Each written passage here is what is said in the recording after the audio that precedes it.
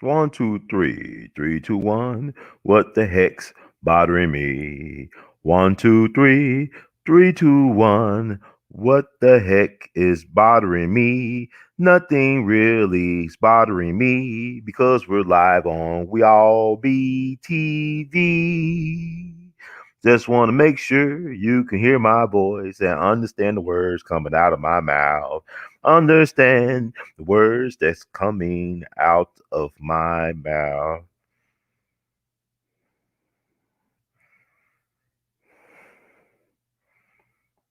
Yes, you can understand and see me. I hope everybody's doing well out there in internet land. This is your brother, Brother Ron.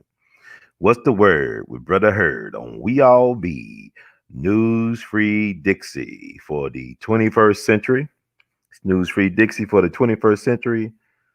This is we're winding down on the 2020 Jimmy Lunsford Jamboree uh, Festival virtual online celebration.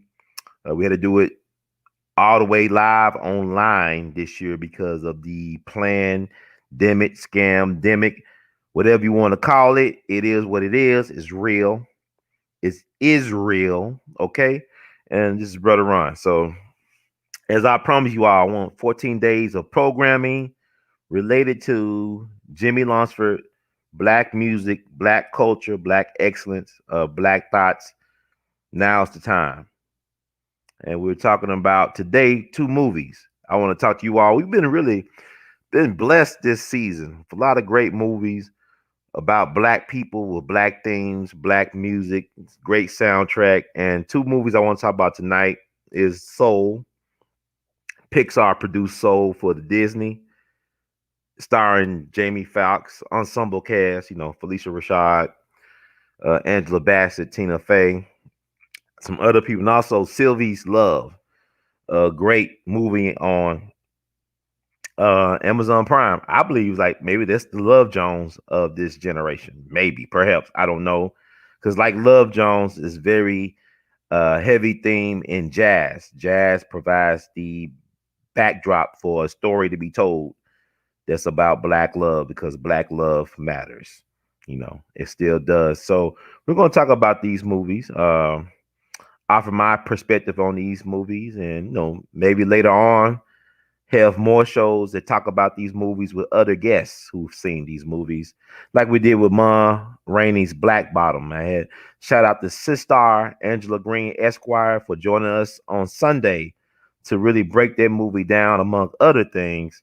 And that's how we do it on We All Be. We believe in diversity of thoughts, opinions, and whatnot, and believe in amplifying other people's voices as well throughout the diaspora. So we pride ourselves on that. I hope y'all get a chance to check out Soul if you haven't seen it already, and also check out Sylvie's Love. I just want to offer some historical context around some of this stuff, and also my own personal opinions. And let me read. Let me find this disclaimer. Let me find a disclaimer, man. Uh, yeah, man. I can't believe it's almost 2021. It's crazy. I can't believe it, but we're gonna finish out this year strong, and also this festival celebration strong. On Tuesday we're gonna have on our 2020 Jimmy Lunsford Jamboree Festival Homecoming Court King, the one and only Bobby Lavelle, the great Bobby Lavelle, jazz genius, saxophonist extraordinaire, arranger like no other, an arranger like no other. We're gonna have a very candid conversation about the state of music, about jazz, and about culture. And you don't want to miss that. It's gonna be all the way live on We All BTV YouTube channel. We're gonna give him the platform for him to express himself and all that jazz. So we're gonna celebrate Bobby Lavelle, whose father is the legendary Honeymoon Gardner. He is true Memphis music royalty, y'all. Um, Man, it is so much stuff going on. And also, brother Bobby Lavelle was close to Jimmy Heath, one of our iconic jazz giants, Little Bird, because he sounded like Charlie Parker. He used to play alto sax and he moved on to tenor saxophone, and the rest is history. But Jimmy Heath was a great man who died this year in 2020. One of Philadelphia's finest in terms of, he came from the Heath brothers, great jazz family, jazz royalty. And I had a chance to meet him back in 2016 in his apartment in Queens. Gave him the Jimmy Lunsford Legacy Lifetime Achievement Award for a lifetime dedicated to excellence in music and education. He really appreciated that award, and spent a couple hours with him, just reminiscing over his life, his amazing life journey.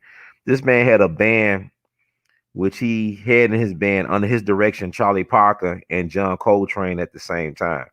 This dude had a band. We had Charlie Parker and John Coltrane at the same time. And when I saw him up in Queens a couple years ago in his 90s, he still was playing like great jazz with young guys like in their 30s from Baltimore. This dude still was playing, still involving, still sharing, still caring. But we lost a lot of jazz greats this year, like McCoy Tyner, John Coltrane's pianist and a great piano player and jazz leader in his own right. He passed away this year. So many people passed away. Ellis Marcellus, the patriarch of the Marcellus family, he passed away, COVID related stuff. There's a couple, some more jazz greats. Oh, Danny Ray Thompson, the Sun Ra Orchestra passed away back in March. And we're going to go do a tribute to Danny Ray Thompson as well as to Jimmy Heath before we close out the Jimmy Lunsford Jamboree Festival for 2020. But let's talk about these movies.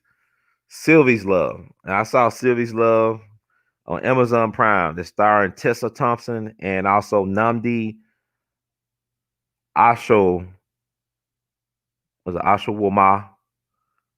Let me see. I remember I pronounced his name right. That's actually Kerry Washington's husband, brother named Namdi. Let's see. Namdi Ashomuwa. Namdi Ashomuwa. Namdi Ashomuwa. Used to be a standout football player, professional and college. He played at Cal, played professionally, 11 seasons, played a lot of his time in the NFL with the Oakland Raiders. Was considered one of the best defensive backs in the league at one point. Multiple time Pro Bowler or All Pro selection, rather. And he actually made a successful transition to film and television. I remember actually seeing him or taking notice of him in another Amazon, I think Prime movie production called Crown Heights, based on a true story, where he plays a guy who goes to law school to help free his friend who was wrongfully convicted. It's based on a true story.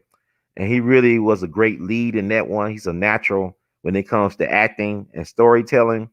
And really, he made the transition from professional sports into acting very smooth, it seems. He's like, he reminds me of the same way Jim Brown or Bernie Casey or Fred Williamson, but he's not an action hero or what do you call it? Superhero thing. He does like romantic leads and stuff like that, social justice issues, serious heavyweight stuff he gets into.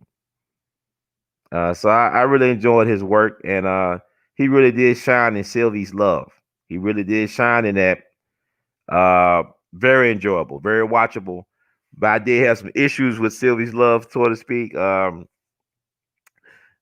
want to have spoiler alerts in this review. It's going to be some spoiler alerts, but you still should check out the movie. I do believe it can contend for this generation's Love Jones. Now, I didn't see Love Jones until last year. Please forgive me. I was like probably the only person who was old enough from that era probably to have seen Love Jones, but waited almost about 20 something years to see it. But I see why people love Love Jones, and I can see why people can love Sylvie's Love. It could be an instant black love classic. But my thing is that the namesake of the movie, Sylvie, she did something that was very foul to me. I can understand. I guess it was from a loving place, but man, it's cold blooded. Now, basically, let me roll it back. Okay, Namdi plays a very talented tenor saxophonist who's nicknamed B Flat from Detroit, Music City, Motown, whatever. He moves to New York with his band, the what do you call it, the Dickie Brewster's Quartet. His friend Dickie Brewster is the pianist, and he's the leader of the band. But he ended up getting a job at this record shop, and he meets this girl named Sylvie, who father owns the record shop, named Jay, who's from South Carolina, who's a musician and saxophonist himself, or former musician, retired, and her mama runs an etiquette school. And so she's already engaged to a guy who was, fighting overseas in the Korean War. But she falls for this, tall, dark, and handsome brother who could blow a saxophone. Very talented brother. And she sings his praises, yada yada. They end up, falling in love, had a wild summer. Like I told you, this woman came from a good family. She was engaged, but yet she was willing to have unprotected sex with a musician many times over, and got pregnant and knocked up. And the thing about it is, she didn't even tell the brother. He was on his way to go tour in Paris, and she did not want to tell him for whatever reason. I guess she didn't want to get in the way of his dreams. Like the Otis Redding song, I Got Dreams to Remember. So he had dreamed of being a big time musician and going overseas and wowing the crowd in Europe and all that. So instead of her telling him that she got knocked up by him, that she was going about to have a jazz baby, she just let him go on his way. 5 years passed by. He's still with Dickie Brewster's band as a sideman, although he has the talent to be a superstar. Everybody knows he has talent to be a superstar, except for B Flat, who lacks the confidence to really get out there on his own to do his thing. So it's 5 years past, right? And they have a chance encounter outside of a theater, doing a Nancy Wilson concert, or the beginning. They're about to start a Nancy Wilson concert. He was coming from a recording session. Just so happened to be looking at the poster. She was waiting for her cousin, Mona, to join her for the Nancy Wilson concert, but she didn't show up. She saw B Flat 5 years later. I'm like, what the hell? A chance encounter. So if they never saw each other at that chance encounter, it's quite possible that he would never have known that he fathered a daughter with this woman who came from a so-called respectable family, who was engaged to a guy who was really a catch. Like his father was a prominent medical doctor with a thriving business practice. I think he was a surgeon. So this guy was a catch. He could have had any woman in Harlem or in the country that was eligible, but he chose this woman who got knocked up by a road travel weary jazz musician and settled. I mean, it's interesting. Okay, if they never had that chance encounter, it's quite possible she could have went on with her life with this other guy, never telling this guy that he had a child by her. And people do this. This is actually like people say, "Oh, this is far fetched." Hell no, it's not far fetched. It happens all the time. I remember somebody telling me about their mother's father. Like her mother was real close to her father, but her mom decided to move. Her mom's mom decided to move from Chicago to another place like out west and not tell the father, who was close to the daughter, her mom. I'm confusing y'all, but I'm not trying to confuse y'all. But the sister would tell me about her mom taking her away from Chicago and move her out somewhere and not telling her father about where she moved the daughter.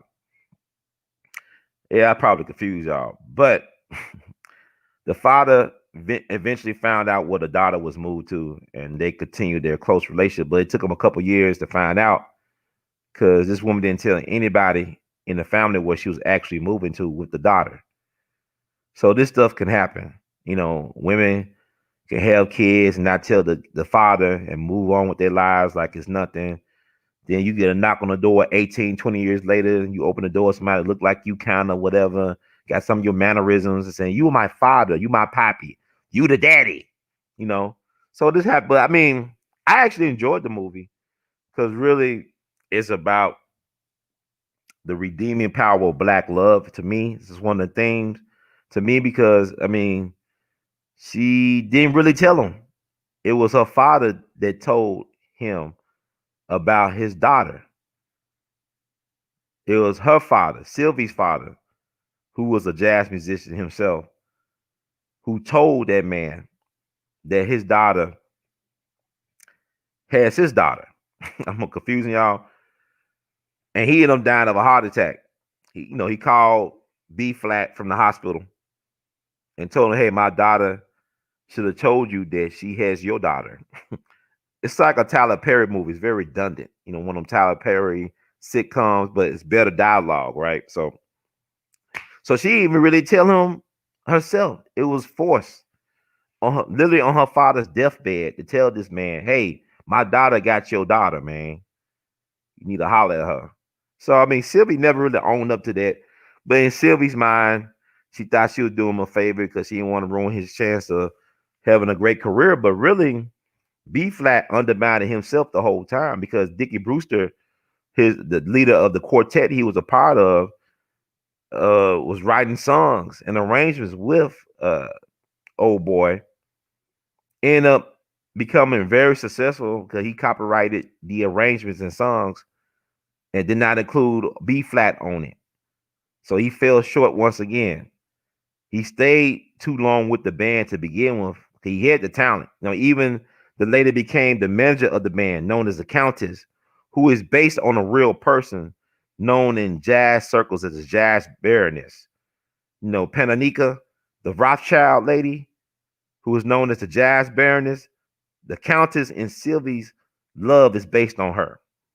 Now, a lot of us don't know our history like that. So let me break it down who the Jazz Barrenness was, right? Who this Jazz Barrenness was. But before that, I want to touch upon B Flat once again, because it reminds me of Levy and Ma Rainey's Black Bottom, another great movie that's worth watching and critiquing. That, you have a guy, B Flat, that's very talented, sideman, a saxophonist, but he never knows his value. Like even Sylvie knew that he had an exceptional gift for music. Everybody around him, even the Countess, knew that he was the star or the superstar of the quartet, but he was not the leader of the group. And the guy who made the most money out of the group was probably the least talented person in the group, Dickie Brewster, who was the leader and the piano player. Because even, when it was in a recording session, Miles Davis was recording next door, right? Miles didn't care about Dickie Brewster. He wanted to meet B Flat. B Flat supposed to be the next coming of John Coltrane, but he never really took off because I guess he didn't really believe in his talent. He didn't believe he could really step up and become that dude. But everybody else could see it, which is a tragedy to me. He didn't know his value. Just like Levy didn't know his value in Mom's Rainy Black Bottom. He sold himself short. He didn't have to. Same situation with with B Flat. But the lady who ran the quartet, they call her the Countess, but it's based on a real person that's nicknamed the Jazz Barrenness, known as Nika or Pananika. She was a Rothschild. And let me just share a screen and talk about this a little bit.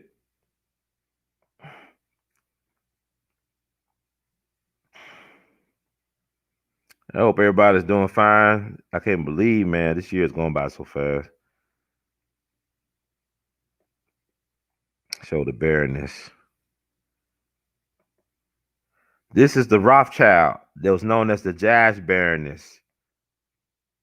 And you know what's crazy about that? She was real close to Charlie Parker and Thelonious Monk. These are some of the most brilliant musicians who ever lived. They are the fathers of the jazz language known as bebop. You understand what I'm saying? But she was there for them guys. She was like a patron saint for the black jazz musician, the bebop musician in particular. And Charlie Parker died in her hotel suite, the Stanhope Hotel, back on March 12th, 1955.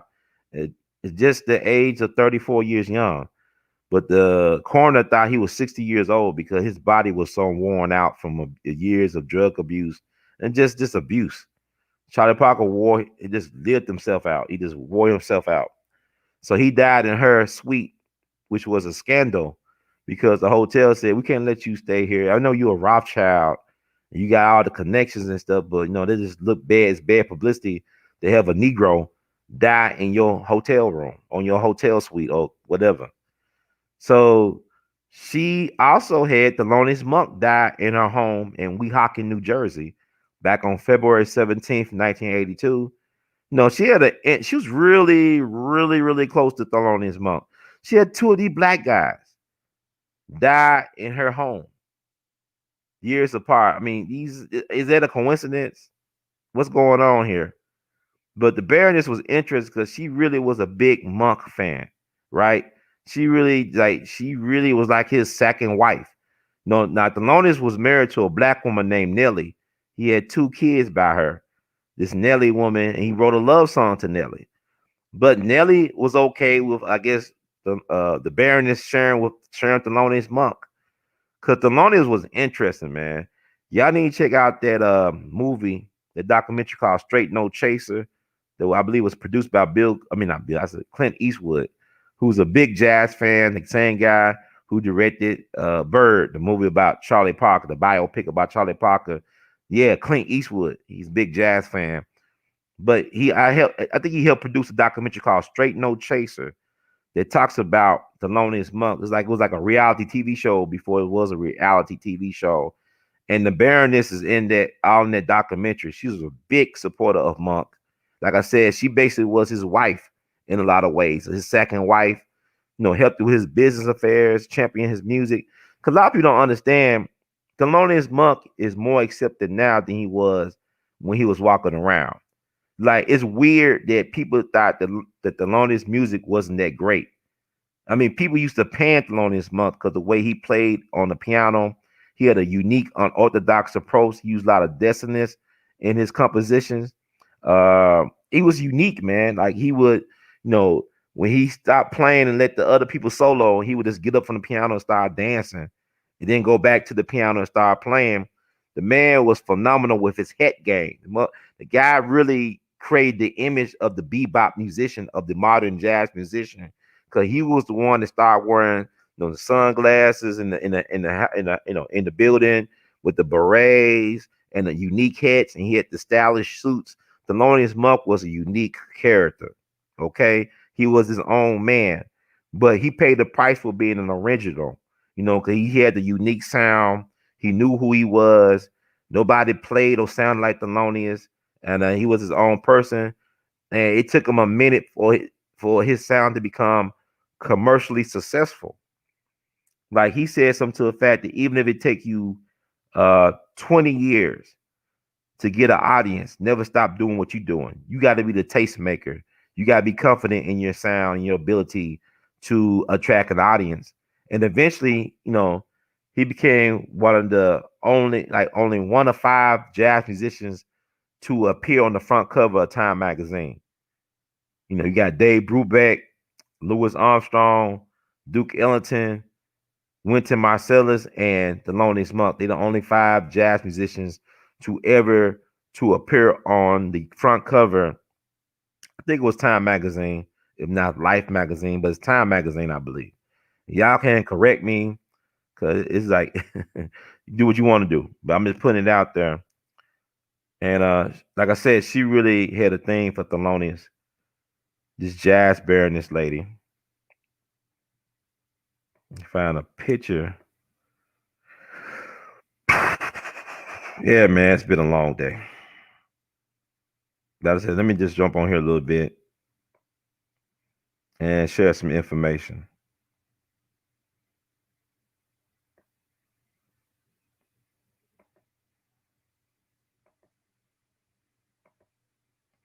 That's her with Thelonious Monk. See how she's looking at Thelonious? Just Google some of their pictures, man. They really had a very close relationship. And, I don't know. It's kind of like a Billie Holiday, Lester Young thing. Is it really platonic or is it something more to it? But his black wife was okay with them having a relationship in terms. I don't know what type of entanglement it was, but she was part of the family. She really cared about Thelonious Monk and his music. And he ended up dying in her home. Like when he retired from performing in the early 70s, he basically lived with her. He didn't live with his wife, he lived with her towards the end of his life. He had a piano in his room. But Thelonious went through a lot of stuff, man. And he's one of my music heroes. And let's talk about the Jazz Barrenness a little bit. And I know we're probably talking about the movie Sylvie's Love, but I want y'all to know that when y'all see the Countess who takes control of B Flat's music group, the Dickie Brewster Quartet, is based on a historical figure who was a Rothschild. I know y'all into Illuminati stuff, but it is what it is. But let me read a little bit about her jazz association. Well, Kathleen Annie Panonica Rothschild was born in December 1913 in London, the youngest daughter of Charles Rothschild and his wife, Hungarian Baroness Rosika Edi von Werfenstein, daughter of Baron Alfred von Werfenstein of Transylvania. She was born into a branch of the wealthiest family in the world at the time. Her paternal grandfather was Nathan Rothschild, first Baron Rothschild. She grew up in Treen Park Mansion as well as Waddesdon Manor, among other family houses. The name Panonica, shortened to Nika as a nickname, derives from Eastern Europe's Pannonian Plain. Her friend Thelonious Monk reported that she was named after a species of butterfly her father had discovered, although her great niece has found that the source of the name is a rare species of moth, Eublema pannonica. Now, her great niece did a documentary called The Jazz Barrenness that came out on HBO several years ago. You probably be able to find it on YouTube or online somewhere. It's called The Jazz Barrenness, and it's about the Jazz Barrenness. You know, she was a niece of Walter Rothschild, the second Baron Rothschild, and her brother Victor Rothschild became the third Baron Rothschild. Hmm. Her elder sister, Dame Marion Rothschild, was a distinguished zoologist and author. Okay.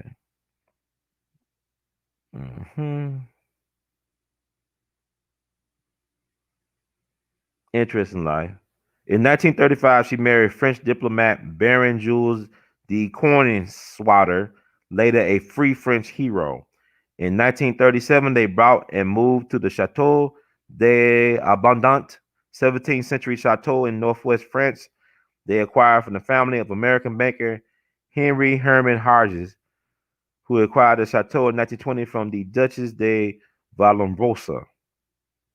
She worked for Charles de Gaulle during World War II. The couple separated in 1951, and she moved to New York City, permanently renting a suite at the Stanhope Hotel and leaving behind 5 children. Stanhope Hotel is where Charlie Parker died. As a result of their separation, Cornenswater was disinherited by her family, the Rothschilds. The couple eventually divorced in 1956. In 1958, she purchased a house with a Manhattan skyline view, originally built for film director Joseph von Sternberg, at 63 Kingswood Road in Weehawken, New Jersey. That's where Thelonious Monk died. Cornenswater died of heart failure in 1988, age 74, at the Columbia Presbyterian Medical Center in New York City. She had 5 children, 2 grandchildren, and 4 great grandchildren. So she's an interesting person. But she was the jazz baroness. She loved them black men who could play. That play them keys and play that horn. So I mean, she had a thing for the brothers. So that's just something I want to share with y'all because I see people critique a lot of these movies. There's a lot more going on than meets the eye. I know everybody's on this thing, and because if we don't tell our stories, we don't get the glory. If we don't tell their stories, then the ancestors get no glory. You understand?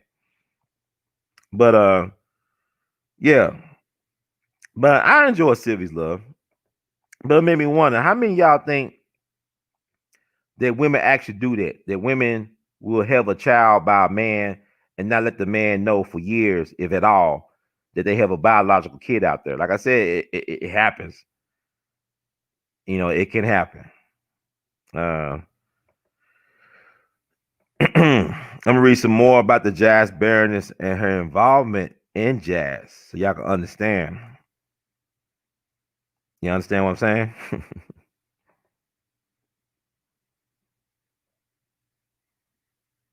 Even in that movie, the Godfather, or that show with Forrest Whitaker played Bumpy Johnson, the Godfather of Harlem, they had like a, well, not really jazz baron. It's more like a Vanderbilt, I think. But you always have those white women with that type of influence that are interested in the black arts. You have women like that around for centuries, right? You can go back to the house of the Medicis in Italy. Come on now, talk to me, people. You know, Alessandro de Medici. He was black, wasn't he? House of the Medici. They were the patrons of the what you call it, the Renaissance times, what the Italian Renaissance, with Leonardo da Vinci, all them guys. I don't know, it's late right now, but let me talk about the Baroness and her contributions to jazz. Like I said, both Charlie Parker and Thelonious Monk died at her home, at her homes, right? In New York, Day Coinswater became a friend and patron of many prominent jazz musicians, hosting jam sessions in her hotel suite, often driving them in her Bentley when they needed a lift to performances, as well as sometimes helping them to pay rent, buy groceries, and making hospital visits. Although not a musician herself, she is sometimes referred to as the bebop baroness or jazz baroness because of her patronage of Thelonious Monk and Charlie Parker, among others. Following Parker's death in her Stanhope rooms in 1955, Day Coinswater was asked to leave by the hotel management. She relocated to the Bolivar Hotel at 230 Central Park West, a building commemorated in Thelonious Monk's 1956 composition, Baloo Bolivar, Baloo's R. She was introduced to Thelonious Monk by jazz pianist composer Mary Lou Williams in Paris while attending the Salon de Jazz or Salon du Jazz 1954. She championed his work in the United States, writing the liner notes for his 1962 Columbia album Crisscross.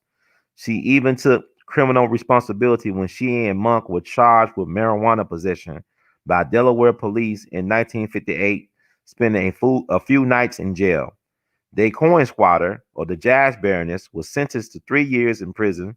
After a 2-year legal battle that was financed by her family, the case was dismissed in the Court of Appeals on a technicality. Hmm. She was a regular customer at many of New York's avant-garde jazz clubs, including the Five Spot Cafe, the Village Vanguard, Birdland, and Smalls. In 1957, she brought a new piano for the Five Spot because she thought the existing one was not good enough for Monk's performances there.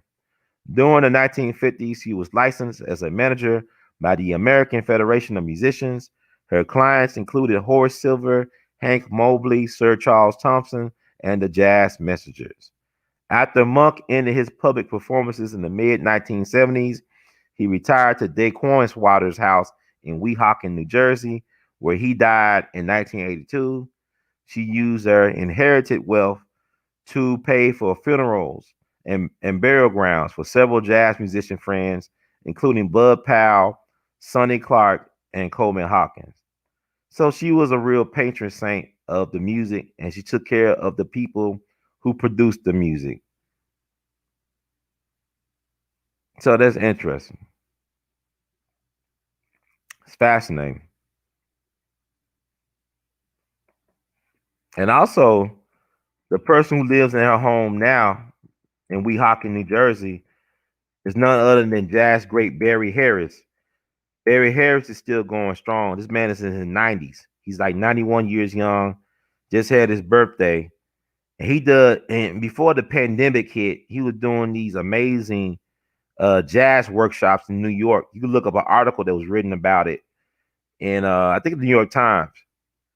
But he, I mean, in his 90s, still teaching people about the music. And I want to share, and I had plans actually of going to New York this year to be a part of his jazz workshops. Like people of all levels are invited to learn from a master teacher. And he just so happened to be living in a home that was once owned by Rothschild, the Jazz Barrenness, Anika, you know, that lady who loved the black man who made the music in her own way. I don't know the specifics of those relationships, but evidently, you gotta imagine. I mean, we talk. I mean, I'd be talk about black women on this platform, right? But Thelonious Monk was a genius. He was like no other. But it had to be difficult to deal with somebody like a Thelonious Monk. Thelonious Monk was difficult to deal with.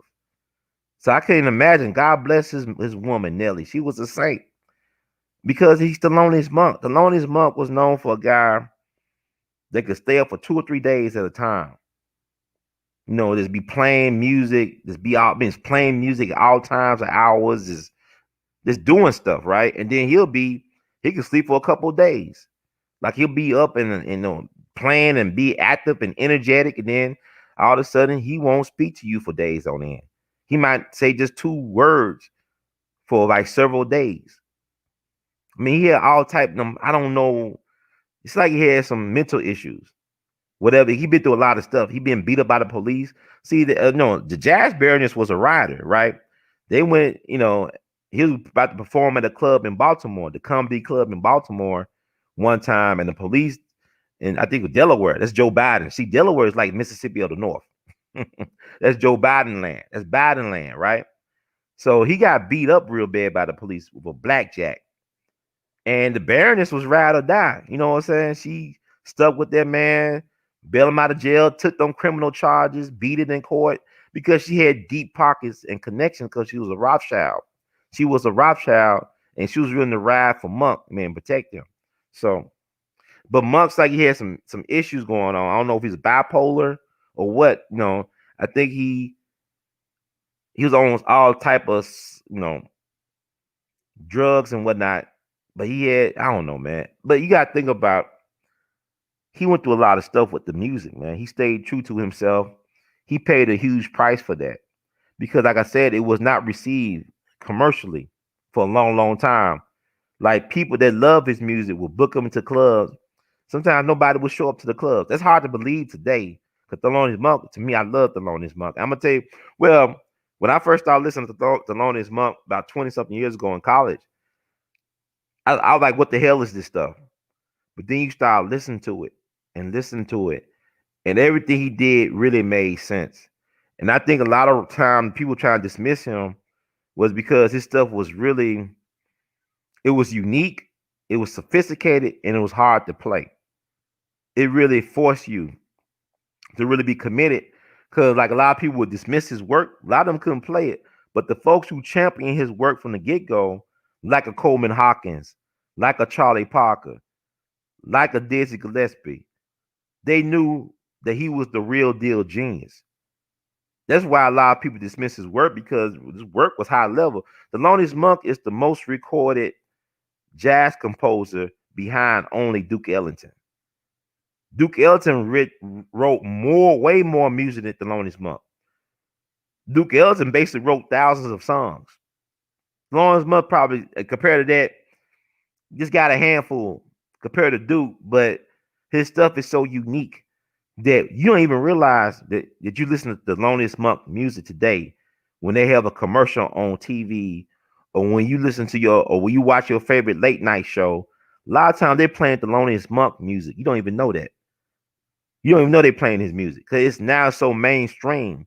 But when it first came out, people couldn't get with it except for a few very talented jazz musicians. Because Around Midnight was first recorded by Coleman Hawkins.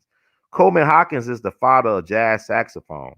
Coleman Hawkins, like, what one thing I love about Coleman Hawkins, that he never stayed stagnant. He had a sound, but he was willing to embrace new concepts and approaches. A lot of cats refused to change; they didn't want to get with the times. But Coleman Hawkins, I could play with Thelonious Monk. Hell, I could play with Sonny Rollins. I could play with everybody. The same thing with Duke Ellington. Listen to the Money Jungle that he did with Charlie Mingus and Max Roach. They're basically playing Duke Ellington songs. It's like, to me, if I was on a desert island stranded, one of the albums I would take with me would be Money Jungle. Okay, it really celebrates the timelessness and the transcendence of Duke Ellington's brilliance as a composer, as well as a piano player, as a pianist.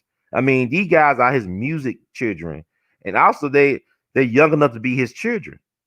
Duke is like 20 something years older than these guys, but yet he still fits in with these guys. He's still playing, being inventive with old material, representing, remixing, all that stuff. That's the way you stay young, is sharing ideas and connecting with younger people. That's how you stay relevant and young. You understand what I'm saying? Is to be willing to embrace change, to move forward, and also connect with the younger folks. That's how you stay relevant, you know. And I can't say enough about it, but yeah, Monk, man, he's amazing. But look at that documentary, Straight No Chaser. It's worth looking at. It shows Monk on tour back in the '60s with his band. It shows the Barrenness, the Jazz Barrenness. Man, you can look at her, you can see that she got a lot of love for Monk. I don't know if it was like any sexual thing going on, but she loved that man. She loved his music and loved the man. And Nelly has a lot of love for that black woman. That black woman made sure he had a home when he didn't have no work. He lost his cabaret license protecting Bud Powell, on a drug rap.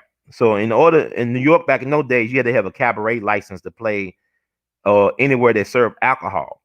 If a musician lost their cabaret license, they basically, you can make a living in New York. You cannot make a living. You cannot play at places where they serve alcohol. But Thelonious, one thing, he was loyal to his friends, man. He loved his people. He protected Bud Powell.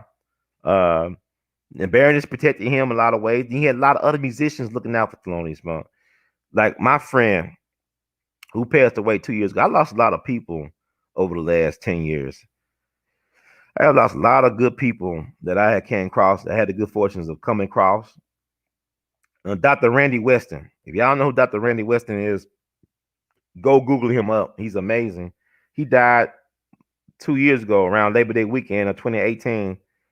And he was one of the people that was really trained by Monk. Like Monk was one of his Jegnas as well as Langston Hughes. So I don't know nobody else that could claim Langston Hughes and Thelonious Monk as their Jegnas, but Dr. Randy Weston. Because he actually it was in Langston Hughes' will that Dr. Randy Weston play at his funeral. And Thelonious just spent hours and hours with Randy Weston, showing him different things musically. And Randy Weston and a couple other musicians looked out for Thelonious Monk when he lost his cabaret license. He was able to play in black-owned clubs in Brooklyn and outside of New York City. So he had a network of people that knew the value of Thelonious and helped him for several years get gigs outside of the city because he didn't have his cabaret license. So I know I'll probably be talking about Sylvie's Love, but this is where it's set. It's set in 1950s New York, right? Great jazz clubs like Birdland, the Five Spot, the Village Vanguard, Smalls. I mean, I feel like I'm born in the wrong time. Like I'm trans era. I'm born in the wrong time. I should have been born and been of age in the 50s and stuff. And I could hang out at the clubs and talk to the musicians, hear Coltrane and Thelonious Monk and C. Miles and talk to these guys and really vibe with these guys, man. I feel like I missed out. But I love Sylvie. It brings that authenticity of that era to life. You know what I'm saying? It was good. So I enjoy and I love the soundtrack. Great soundtrack, and also it's introducing folks to jazz. Like they're not only talking about just jazz in general, but they saying like they talk about Thelonious Monk, Brilliant Corners, or Sonny Rollins, Saxophone Colossus, or dropping names like Charlie Parker, just like they did in Love Jones. It's a place in the rack. It's like it's an updated version of Love Jones. I think it'll age well because it talks about the potential of Black love. It really shows the importance of Black family, of acceptance of yourself, and as well as others, of living your true authentic self. Like to paraphrase Charlie Parker, music is your life and experiences. If you don't live your music, it won't come out your horn, something like that. I'm just paraphrasing. I messed it up, but you get the idea. But yeah, and also it's a scene where things are falling apart for B flat. You know, everything's falling flat for him, and really you dealing with like like in Mom Rainey's Black Bottom, it talks about the gatekeepers, right? They're white in the industry, so you got dudes that he got to go to that's white to validate what he's doing. Even the Countess is a white gatekeeper, right? She was able to get the band out of their crappy contractual obligations, so they could go on tour in Europe to Paris and stuff. But they had to go through white people to make that happen. The Countess, and then this other European guy who wanted to bring them to Paris. Then you got Sid, the record producer. B flat went to him, said, "I'm ready to become a leader now. You say you want me to holler at you when I'm ready to lead my own band and record." Then basically dismisses him. Said, "Jazz is dead, man. You know, times out of changing. You know, it's Bob Dylan time. It's Motown time." Then he tried to get a job at Motown, and I'm just gonna leave it. But the thing about the Motown, people don't understand that pop music was made by very talented jazz musicians. Like Motown, that sound was created by jazz musicians. Look at the documentary In the Shadows of Motown. It talks about that, about how you got these top level jazz musicians that created this pop sound. You know, even Quincy Jones, when he was spilling all that tea a couple years ago, we talking about how he sent Ringo Starr on a lunch break and brought in some top notch black jazz musician to drum. Because a lot of times people didn't understand, like they'll buy a Beatles album or a song or whatever, or anybody. They say, well, why don't they sound like live like they do on their records? Why don't they sound like how they sound on their records? Because a lot of times that's not them playing on their records. At least that's why I read. I don't know. I wasn't there, but Quincy Jones said it wasn't Ringo Starr on some of that stuff. Okay. And that's a guy, and Quincy Jones is a jazz musician and arranger. He's the ones that produced the greatest selling music album of all time, right? Thriller. That's Quincy Jones. Jazz man.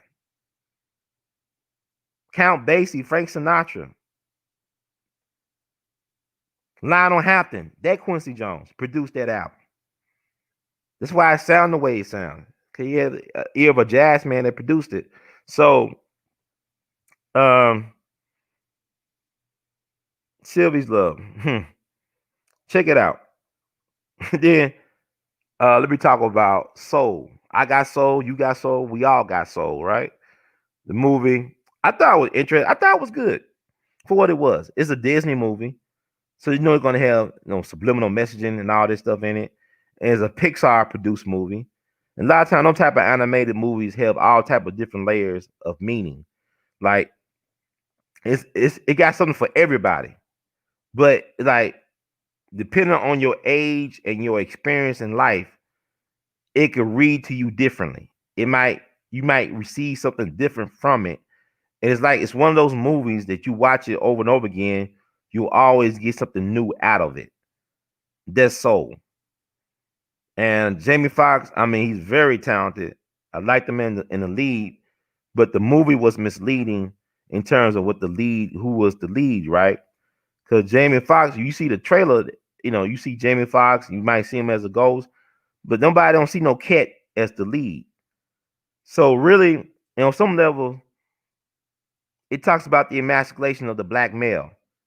Like they turned Jamie Foxx character Joe Gardner into a big fat pussy, a pussycat. He got turned to a big fat pussy. Emasculation of the black man, of the black male. Then in the movie, you have the black women acting as the gatekeepers to his dreams, including his mama. He got mama issues. The mama, she's very domineering and want to tell, oh, you got to get a full-time job with benefits. Where you get those at? This is 2020. What are the full-time jobs with benefits? Like this 1960 something or 1970 something. This is not this 2020, lady. And it started off him as being a substitute teacher or a part-time teacher, whatever. I've been there. part-time teacher, substitute teaching is an interesting experience, especially as a black man, because education is matriarchy land. As far as I'm concerned, it's matriarchy because, like, as a black male, they just want you there to scare the kids or to be the disciplinarian, not to be an educator. That's how I was when I tried to get into the education business some years ago. Maybe 16 years ago. I got the qualifications. I'm an artist. I tried to apply to be an art teacher. I thought I was gonna get called back. They told me they're gonna call me back. That'd been like 16 years late. 16 years ago. I did substitute. It's like, you go to these schools, the office don't really care what happened in the classroom long. They gonna go outside the classroom. Just keep the animal in the cages. Don't let them get too disruptive. And if they get too disruptive, we won't help you with anything. And the animals in the cage know you won't get any help. So they act even crazier. So I mean, it's interesting. It's not really about education at this point. It's about indoctrination when it comes to the miseducation system. But with that said, a lot of people read a lot into this movie, like I just did. They emasculate this man, turn him to a big fat pussycat. You know, um, he got to get the validation from the women. It's like women are in positions of power to deny or grant him something. But I'm gonna walk it back. He wanted to be part of Dorothy or Dorothea Williams quartet. And like I said, it's an all-star cast. Jamie Foxx, Felicia Rashad plays his mom. Angela Bassett is the jazz queen. It's kind of like a Mom Rainey character in this movie. Really enjoyed it. You know what I'm saying? But that's not unusual. Let me make this myself clear. If you put this in a historical context, that's not unusual for him to sometimes go through a woman in the music. Because I'm gonna tell you why. I just got through talking a lot about Thelonious Monk. One of the co-signers of Thelonious Monk was a black woman named Mary Lou Williams. Now, who was Mary Lou Williams? Mary Lou Williams was a brilliant black woman. She was a brilliant composer and pianist in jazz.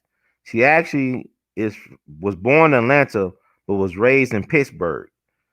I guess in the Hill District. That's where August Wilson from. All that black history in Pittsburgh, in the Hill District. It's powerful, man. A lot of great jazz musicians come out of Pittsburgh. It's so many of them.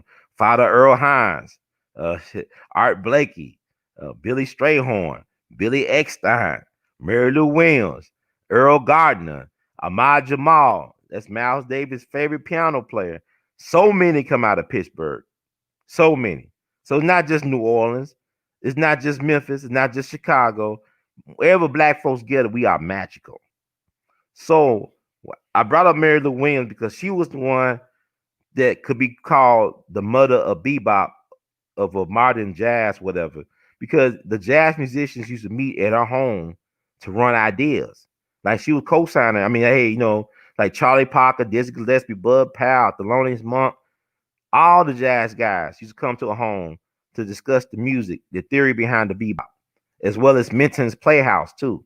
They at the night jam sessions and stuff like that.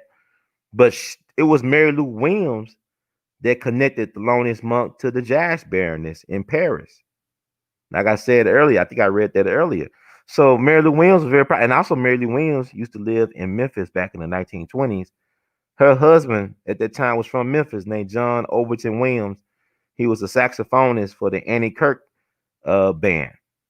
Andy Kirk and Jimmy Lunsford are both from Denver, Colorado. They were trained by Wilberforce Whiteman, the father of Paul Whiteman, the so-called king of jazz, who was a white man. But you see all the connections. Like, Jimmy Lunsford knew about Mary Lou Williams when they were both here back in the 20s.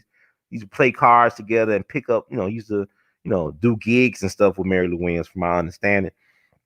But Mary Lou Williams had to co-sign Thelonious a couple times and validate, open doors. And even you look at Louis Armstrong, it was a black woman that made him great. His second wife, Lil Harder Armstrong from Memphis, who saw his genius when he didn't see his value. He didn't know who he was. It was a black woman that said, "I know who you are, black man. I'm gonna make sure, I'm gonna upgrade you. I'm gonna make sure the world knows who you are as well." That's what it happens when you get with the right type of black woman, right? So it didn't bother me because it happens in music. Like even I think Little Richard started off with Sister Rosetta Tharpe, I believe, on the circuit, if I'm mistaken. So I don't know. Y'all can look all this stuff up. Mon Rainey, she brought up Bessie Smith and some other people. So that's not unusual for that. I didn't have no problem with that at all because you had some very talented women in the music, and you still do. They help elevate. Like Roberta Flack helped Luther Vandross to become a superstar. Because Luther Vandross used to be a backup singer for everybody, for even David Bowie. And Roberta Flack said, "Look, you can't do this no more, man. You got to be out front. I'm going to tell people not to hire your ass. You got to be out there. You got too much talent." And the rest is history. So sometimes it takes that push from a black woman to make you great as a black man and to turn you from a black male to a black man. So I have no problem. I mean, I know people have problems. I see where the problems are. This white savior thing that kind of plays. I didn't know Tina Fey was the voice of the whatever that Casper looking thing is. Hell Smurf and Hell Casper. I didn't know she was, but like that barbershop saying bothered some people. Well, the barber said, you never asked me about myself. You always just talking about jazz, right? And if you went to anybody black that goes to barbershop, know that you talk about everything in the barbershop. Like it's confession time. It's like you going to, if you're a Catholic going to church, you get in that confession booth. That's what getting in that barber chair is a confessional. You confessing stuff. So you talk, so it's not even realistic.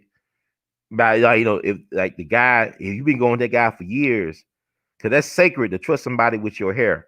That's a sacred act. Very sacred. I don't like people touching my head because I don't like that shit. I don't. But, for somebody to be able to touch your head and then do things to your head in your space, that's a sacred space. So I don't buy they never talk about things outside of jazz. Especially that's a place where men, it's a safe space for men to bond with other men, the barbershop. So I don't know. It's interesting. But it's Pixar. Do black people own Pixar? Do black people own Disney? Michael Jackson tried to buy Marvel, and look what happened to Michael Jackson. Even Stan Lee said he confirmed that Michael was trying to buy Marvel.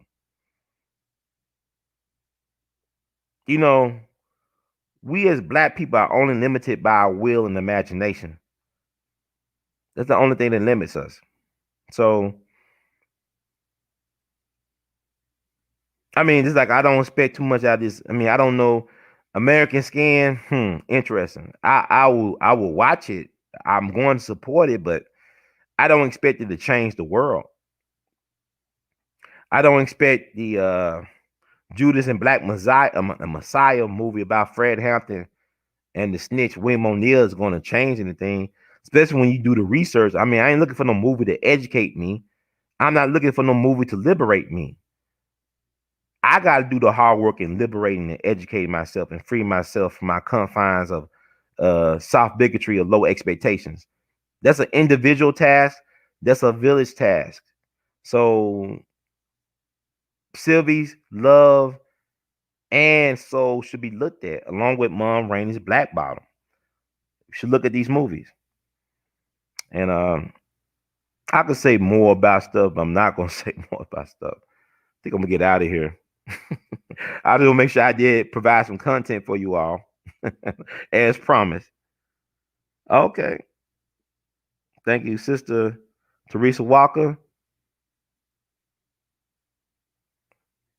Y'all appreciate it. I try to give a historical account because I'm trying to give y'all breadcrumbs because a lot of people are like, it's not unusual for black women to be gatekeeper. I know I talked about that, but I mean, look at the music. I mean, even look at, I saw this documentary about strippers in Atlanta, right?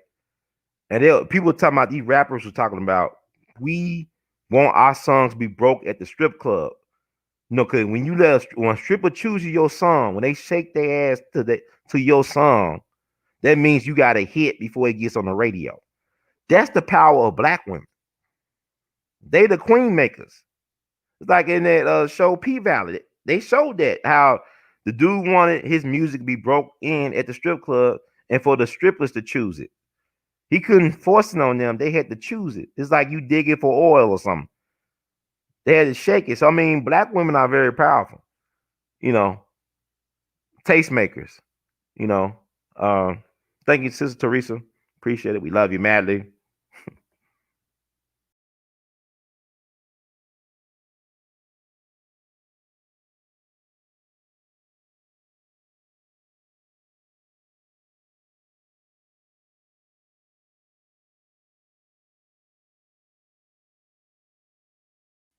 I think I logged myself out by accident. So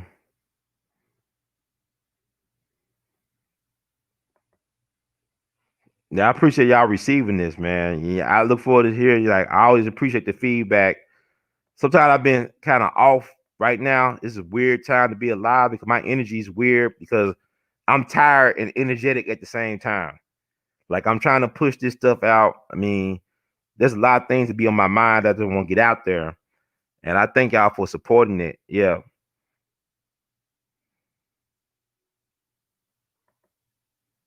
Oh, this is beautiful right here. I gotta share this.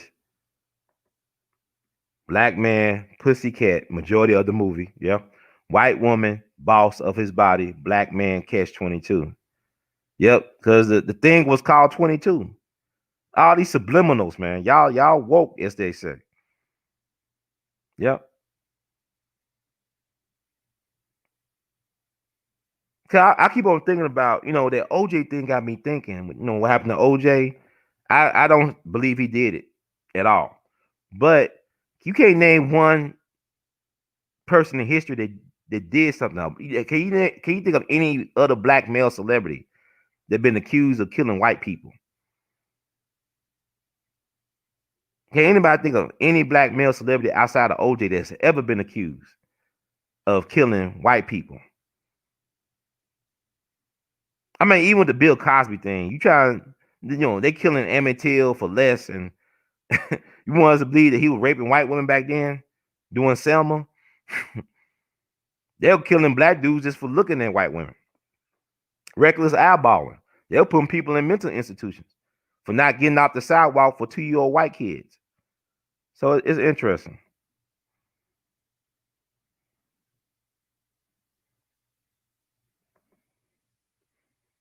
I mean, what Rashawn Roland Kirk is beyond category. I think more people should get hip to what he was about. Rashawn Roland Kirk was a true black cultural warrior. He really was for us. I mean, he really about elevating jazz to its rightful place. He saw jazz as a classical music. He wanted the white establishment to respect. He wanted them to respect it, but he wanted us to respect that. That jazz was a real classical music. We invented classical music. Our music is a healing music, and they bastardized it today. It was all part of a plan to destroy our music. I think about this. If you think about 52 years ago, 51 years ago, what happened at UCLA, right? January 1969, with Bunchy Carter and John Huggins getting killed by the so-called US organization, allegedly, on orders of the federal government, really, COINTELPRO. But US is the Run Karanga, Malanga Karanga, right? He's the founder of Kwanzaa. His folks is accused of killing no Panthers on UCLA campus, right? But Bunchy Carter was a poet.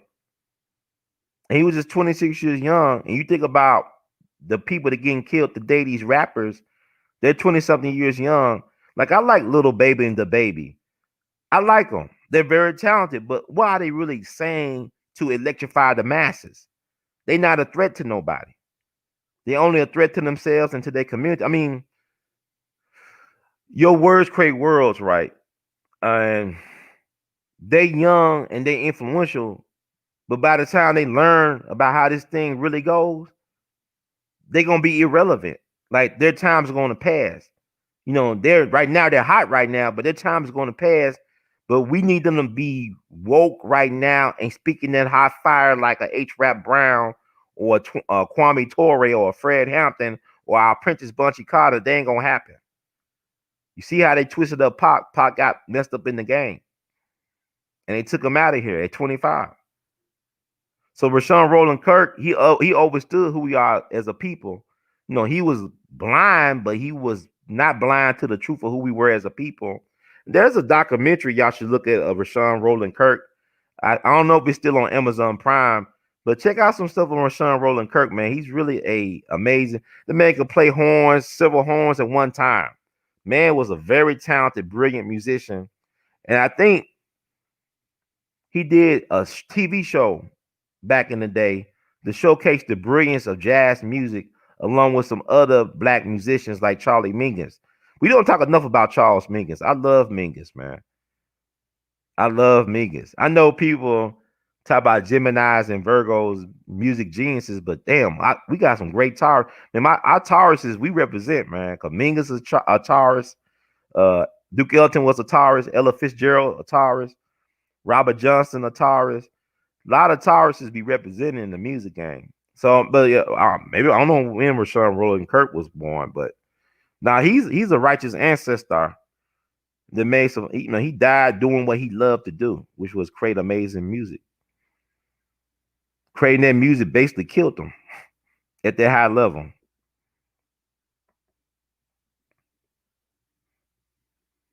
Yeah, OJ didn't do it. Yeah, King Von, that guy. I mean, a lot of rappers died. Pop Smoke, King Von, Mo 3, so many of these guys getting killed. I think Rudolph Johnson. A lot of these guys I don't even hear about until they dead, which is unfortunate. Yeah, I like Public Enemy. Yeah, Sarah Vaughn, your copies reviews. Oh yeah, your daughter, she loves Sarah Vaughn. She in the right place. Sarah Vaughn, she from Dirty Jersey too. She from Newark. Like Whitney, all them guys. Got a lot of great musicians come out of New Jersey. Queen Latifah's from New Jersey. Queen Latifah's an amazing jazz singer. If y'all never heard Queen Latifah sing a jazz, y'all missing out. Very talented sister who played Bessie Smith a couple years ago for the HBO movie, right? Along with Monique did Mon Rainey. And we still sleeping on Monique, man, because Monique did Mon Rainey in Bessie Smith movie with Queen Latifah.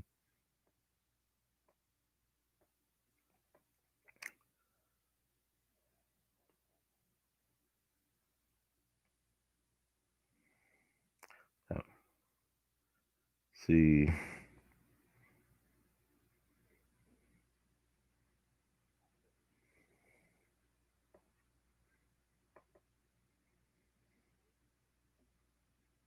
I don't think it was a real story, but it was based on a real time in history. It was like the golden era of jazz. Think about the 1950s, the early 60s, man. Think about the jazz albums that came out like Kind of Blue. We just lost the last living musician that was on Kind of Blue this year, Jimmy Cobb, the drummer. He was the last one. You had Coltrane, you had Wynton Kelly, Bill Evans, my God, Julian Cannonball Adderley, Jimmy Cobb, and was that Paul Chambers on bass? I don't, but man, all them guys gone now. And Kind of Blue is one of the greatest albums ever produced, not just jazz, but it's probably, I think it's the best selling jazz album of all time. I think it's the best selling jazz album of all time. And so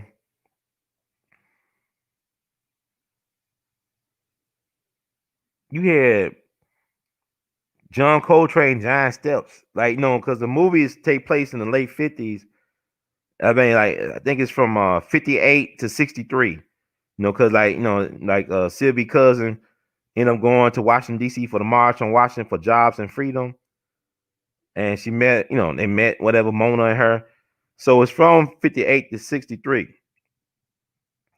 So you had a lot of great jazz getting made at the time. Art Blakey and the Jazz Messengers and stuff like that. But it's like Love Jones. To me, this generation Love Jones. But I want to do some more in depth on that. I might have some other people come in on that. Some women get a woman's perspective on some of those things as well.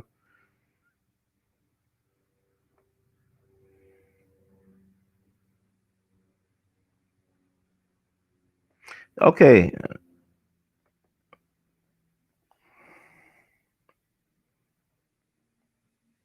Yeah, I don't know if you saw the movie, sister. Yeah, it was strange. I don't. I'm glad to get that woman's perspective because it sounded like she really cared about his career though. But it's like, man, it's been 5 years later. You didn't even try to reach out to the dude.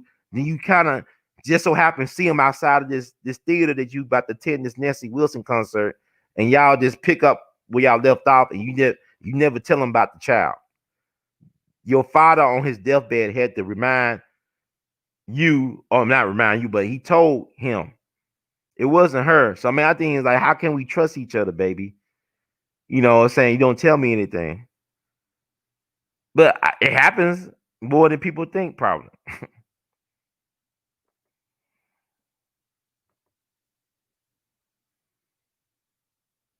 Yeah, it was good. Man, I'll watch it again because, like I said, with Soul, you get something out of it differently, and it was worth the watch. You know, Tessa Thompson is so talented. It is my hope that somebody will write a movie about Ida B. Wells and cast her as the lead. She is such an underrated talent. I mean, I remember seeing her on that show, that movie. You know what I'm talking about? Dear White People. Okay, that was her in Dear White People, the movie, right? Tessa Thompson, not the series. I couldn't stand that series at the end. I couldn't get rid of that last. I could not watch that last season of Dear White People on Netflix. I mean, they're making fun of hotel people. Nothing wrong being hotepish or hotel. One season they did. I mean, it was hard, man, because their agenda is real. But Tessa Thompson is very talented. I like that in Man in Black International. I just saw Man in Black International, and it was better than I thought it was gonna be. But Tessa Thompson was a highlight to me of that. She helped carry that. But I think Tessa Thompson will make a great Ida B. Wells Barnett, and I think Jordan Peele should do a movie about lynching and about Ida B. Wells because he loves to tell them horror movies. He did This Is Us, right? And he did Get Out. Why not do a movie that's dealing with lynchings of black people, but it talks about Ida B. Wells and her journey in exposing these things and leading her one person or one woman crusade. Ida B. Wells was one woman movement for almost 12 years. She was going across the country and overseas, telling folks about how they were doing black folks in America. Just one woman by herself doing that, just like 5'1" or 5'2", 5 feet tall. I always carried two guns on her person. They said if they're gonna take me out, I'm gonna take some of them with me. But we got long overdue over a biopic or an epic movie about Ida B. Wells. And Tyler Perry got the studios. Hell, we got the talent. Let's make it happen. Long overdue.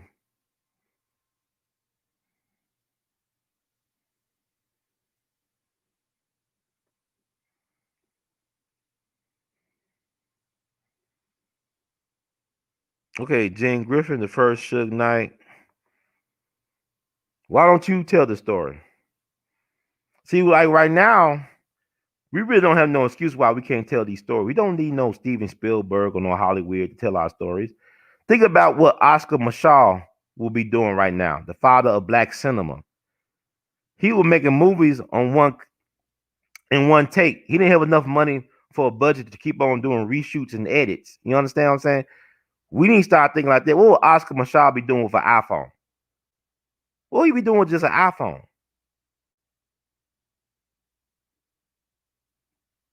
We don't think enough of ourselves because we gotta learn this history, man. Because if you think about Charlie Parker, I'm gonna put a picture of a bird.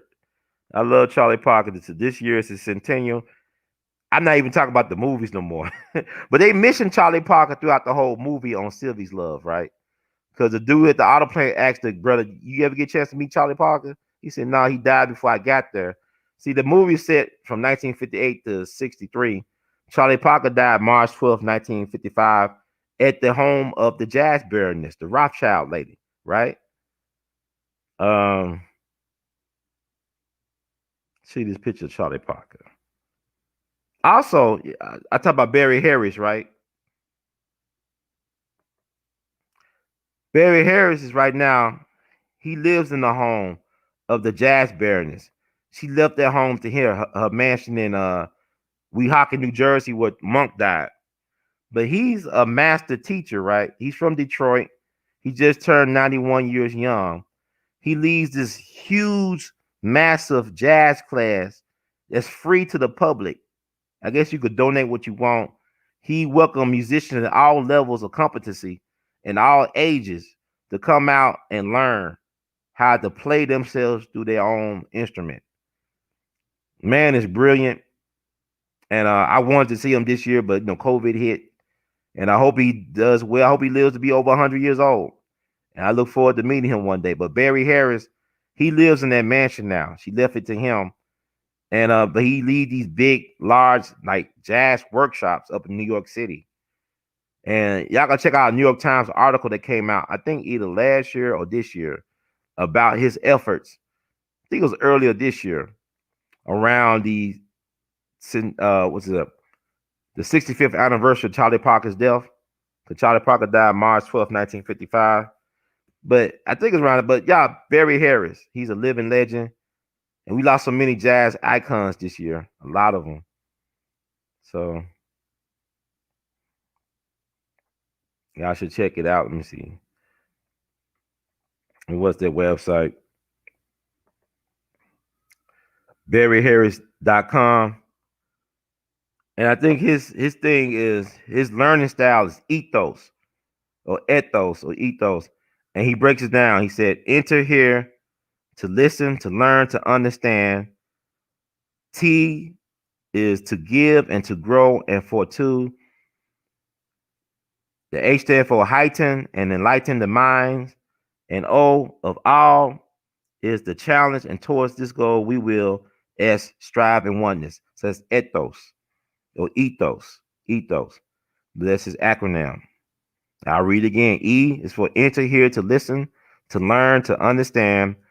T to give and to grow. And for two, H heighten and enlighten the minds.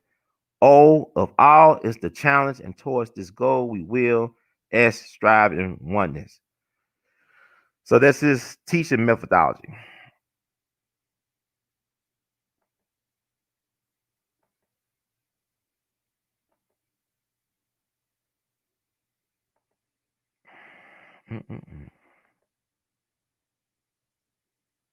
Now I'm about to wrap it up. I want to thank y'all for rocking with me. I didn't know if I had anything to share worthwhile. But y'all are very patient and lovely people, and we love you madly. Man, I love Bird, man. Charlie Parker was amazing. Like I said, my people grew up with Bird. They knew Bird. He worked with them. He laughed with them. Smoked weed with them. I mean, he was an interesting cat, man. He only lived to be 34 years young. But he left so much for us to understand and overstand. And like I'm saying with him, he didn't let the racism of Jim Crow hold him down. Like before he died, he did an interview with Paul Desmond back in 1954 on Boston radio, just a year before he died. And Paul Desmond asked him, like, how you become so great? Like, what did you do? Were you born like this? He said, no, I wasn't born like this. What I did was, for 4 years, I practiced my saxophone 11 to 15 hours a day. He did that for 4 years. He practiced on the saxophone 11 to 15 hours a day. He was born a Virgo. He was born August 29th, 1920. Kobe Bryant is a Virgo. See, I thought that was the Mamba mentality. Now, that's the Virgo mentality. Michael Jackson is a Virgo. Dinah Washington is a Virgo. Albertina Walker is a Virgo. All born August 29th. Virgos. That's a Virgo thing. John Coltrane was born on a Virgo cusp. He was born, I think, September 23rd. So he's on the cusp of a Virgo. He's a Libra, but it makes sense because Coltrane was like Charlie Parker. They would practice on their horn for hours and hours. One time, John Coltrane asked Miles Davis, he said, Miles, I can't stop playing. I can't stop every time. How do I do it? He said, take the fucking mouth. Take the fucking horn out your mouth. Take the fucking horn out your mouth. Mouth, take it out your mouth. That's how you stop. But John Coltrane kept horns around or saxophones around his home. Like some people keep rifles and guns while a member NRA. He had so many saxophones laying around. And then what's interesting about Coltrane, what people don't know, that even Miles talked about this in the autobiography. Coltrane had some horrible teeth. He had bad teeth. And that's an amazing thing about it because a lot of your success in playing the saxophone depends on your armature, right? It depends on your mouth. But his teeth were horrible. You never seen Coltrane smile with his mouth open because his teeth was jacked up. And he actually feared he's going to have some dental surgery done. And he actually feared that if they pulled out his teeth or whatever, they would mess up his sound on his horn. And Coltrane would spend hours and hours looking for the best mouthpiece for his mouth. Like he had somebody like Coleman Hawkins. Coleman Hawkins was amazing because he took the time. He really respected the young musicians, but even he would try to help Coltrane to find the perfect mouthpiece for his mouth. But Miles said he had this surgery. He was concerned that Coltrane's sound would be off because Coltrane has a very distinctive sound. Like when you hear him play, you know that's Coltrane. Like I tell y'all, just because everybody played the same instrument does not mean that everybody's going to sound the same. Like Louis Armstrong don't sound like Dizzy Gillespie. Dizzy Gillespie don't sound like no Miles Davis. They all sound different on the same instrument. So to their relief, Coltrane's sound was not bothered by him having dental surgery. But you never see a picture with Coltrane showing his teeth out because they were jacked up. But he didn't let that stop him from making a great career as a musician. And Charlie Parker didn't let a lot of things, even his drug habit. And I tell you the reason why he got on drugs because he got in a real bad car accident, messed up his body, and they got him on morphine. And morphine is nothing, is just another, morphine comes out of heroin or heroin comes out of morphine, like crack and cocaine, same difference, right? So he was trying to find ways to get off the damn drug, end up getting on alcohol. This man would drink a gallon of wine a day. I kicked the heroin habit, but now I'm drinking like a gallon of wine. Charlie Parker was interesting, man. He was not the world's best dad. You know what I'm saying? He knew that he was sitting here to make this amazing music. And that's it. And once the mission was accomplished, he left us at 34. He left at 34 years old. So when I look at that Bird movie that Clint Eastwood did, it's very misleading. It's like the Soul movie. It was misleading because you thought it was going to be about a black man, but it was about a pussy. It was about a big fat pussy. But anyway, we got to do our research. We all we got.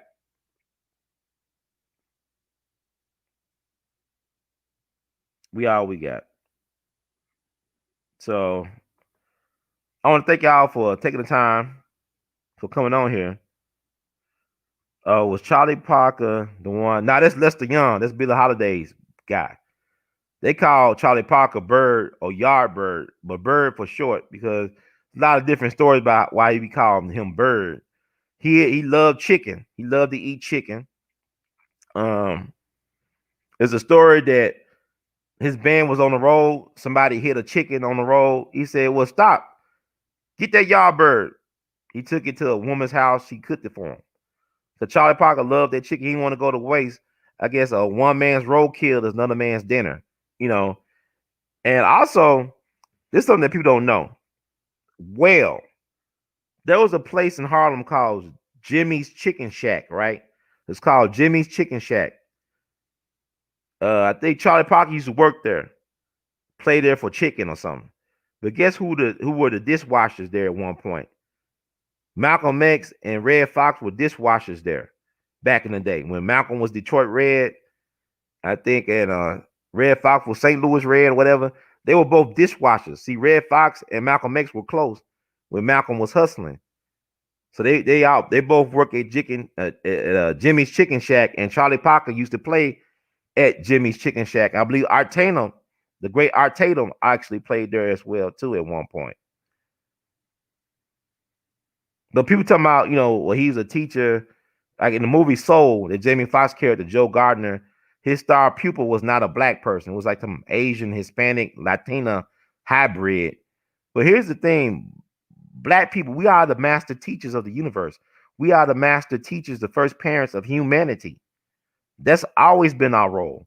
Who taught the Romans? Who taught Hank Williams? Who taught George Gershwin? I can name the black men who taught George Gershwin, Lucky Roberts and James Reese Europe. James Reese Europe was his music hero growing up, and Lucky Roberts, a stride piano player from Philadelphia, taught George Gershwin how to play and compose. It's like it was Rufus T. Top Payne, a black musician, who taught Hank Williams Sr. how to play country and blues, to sing it and play it by guitar. We always teaching everybody what we know. But do we get compensated? It's like how we go on Vlad TV and tell everything we know, and we wonder why we end up in federal penitentiary. We give everything away for free and get no respect for it.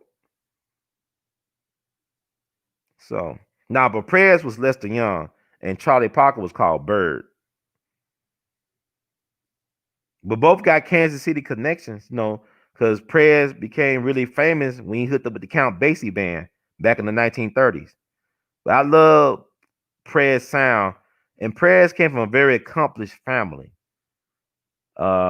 Actually, one of his sons was at one point one of the top educators in the state of New York, Dr. Young.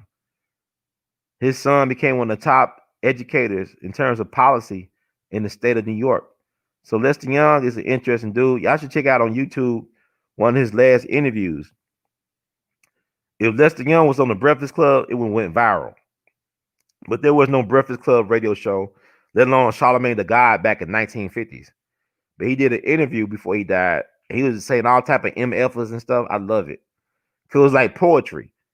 Like the way we use words is like poetry, man. Black people are very rhythmic and musical. We just got a rhythmic thing about us. That's why we can't do what they do and think we're gonna get away with it. We speaking things to existence. Our words manifest worlds. Words creates worlds. Like I said, Al Pacino and Rob De Niro, they could play gangster. They just playing. But when we play around like that, we manifest gangster. And then it backfires. It's a price you pay for being the chosen. Yeah, Lester Young was the Prez.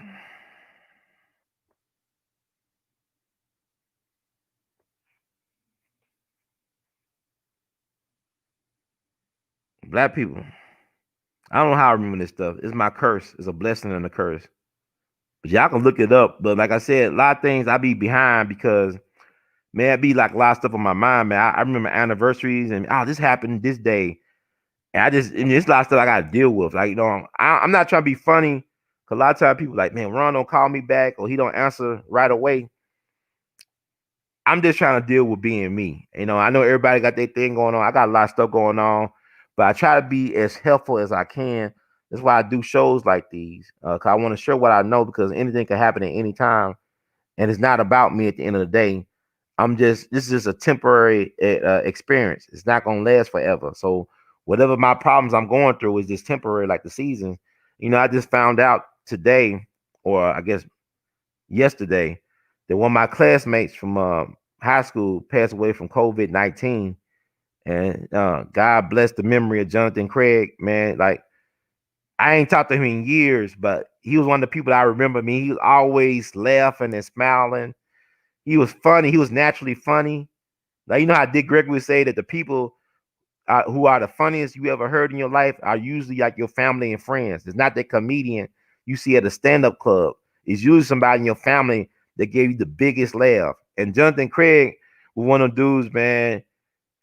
He would always put a smile on people's face. He was funny, and he was a beautiful cat, man. And he will be missed. And it's unfortunate, man. The guy, he's just in his early 40s. He's like 40 years old or whatever, like me.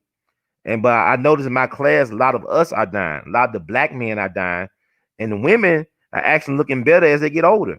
In my class, I got a fine class, a class of '98, Overton High School. Some fine women, and some of the women look better. And then, like I said, I went to school with Mercedes from P Valley. That's Brandy Evans. I've known her for about 27 years. And it took me like 20 something years to see her naked, and I was not disappointed. But shout out to Brandy for doing her thing, living her life, living her best life. But just this year been tough. It's been a tough year. A lot of reflection for me. But with that said, I won't bore y'all with it. Y'all have a blessed night or morning. If you like the words from Brother Herb, please subscribe to We All BTV. it is weird to me because my views are up, but they keep on unsubscribing my people. I don't know if people unsubscribing, but it's weird though. It's like I gain like 50 people and I lose 100 people, some stuff like that. It's weird, but I'm not worried about that. Just gonna finish off strong and start off strong. And I want to thank you all for being patient with me. If you like the words from Brother Herd, once again, we all be TV, subscribe. You want to support the movement. Knowledge is the currency of the universe, but me as a mortal, as a mere mortal, I got to pay bills and keep stuff going. So you can cash app your support at $ R2C2H2, Google Pay or PayPal R2C2H2 at gmail.com. You can Vimo at R2C2H2, or you can even Zelle now. Thank you, Sister Duckworth, at R2C2H2 at gmail.com, or the phone number 901-299-4355. You also buy Wear Artivist Art. This is my Charlie Parker shirt I did recently. Go down to that Teespring shelf below this description box on YouTube. Access that, or you can buy and hang up Artivist Art. I'm trying to get used to this stuff. You know, I'm not a see all this art back here. Yeah, Jimmy Lunsford, all this stuff. My own interpretation of Thelonious Monk, all this stuff. You go to r2c2h2.com. Thank y'all for listening and going down this ride with me.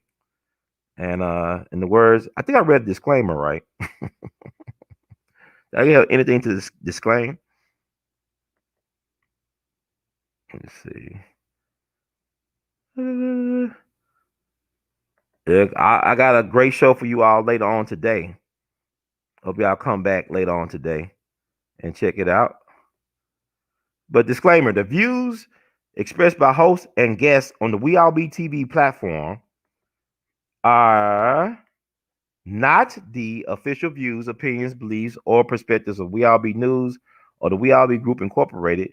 We All Be News is an organization that thoroughly believes in supplementing the information narrative that is usually supplied by the corporate news entities with those viewpoints, expressions which may be marginalized or ignored for a plethora of reasons.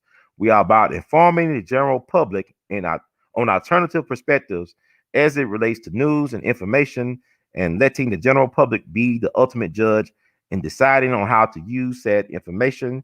Informed citizens are responsible citizens. Thank you for your support, and that does it for this edition of the 2020 Jimmy Lunsford Jamboree Festival, courtesy of We All Be TV. And know, in the words of the great Duke Ellington, we love you madly. Y'all keep on producing and pushing. And know that the best is yet to come. Peace out.